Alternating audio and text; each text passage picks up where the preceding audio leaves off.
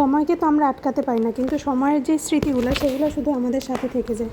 দেখতে দেখতে আমার সেদিনকার পুচকে ছানাটা অলরেডি 1 বছর প্লাস হয়ে গেছে।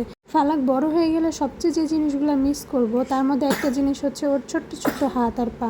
স্মৃতির পাতার এই একটা অংশকে ভিজিবল করে রাখতে একটা পেইন্টিং ক্যানভাসে ফালাকের ছোট ছোট হাত পাগুলোর ছাপ দিয়ে রাখছি। ক্যানভাসটা অবশ্য আমার ছোটো বোন আনাইছিল ফালাকের জন্য, হচ্ছে ফালাকের সাথে রং করবে কিছু একটা, এই জন্য পরে আমি হচ্ছে ওকে আইডিয়া দিলাম যে এরকম আমরা করি।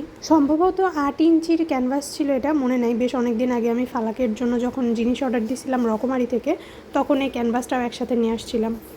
ইচ্ছা ছিল যে ওর যেদিন 1 বছর পূর্ণ হবে সেই দিন করার, কিন্তু আমরা সেদিন করি নাই। আসলে ওই দিন আমরা জন্মদিন যেহেতু পালন করি নাই, ওই দিন কোনো কিছুই ওইভাবে করা হয় নাই। তো ওর 1 বছর পার হওয়ার কয়েকদিন পরে করা এটা। এই দিন মুষলধারে বৃষ্টি হচ্ছিল দুপুর থেকে, একদম বিকালবেলায় মনে হচ্ছিল যে রাত হয়ে গেছে, অন্ধকার গুটগুটা। তো ওই দিন সবাই বাসায় ছিল, তো ভাবলাম এই দিন আমরা করে ফেলি। আর এখানে যে কালারগুলো ইউজ করা হয়েছে এগুলো যে জামাতে পেইন্টিং করে এই কালার, সম্ভবত কি অ্যাক্রিলিক রং বা সামথিং।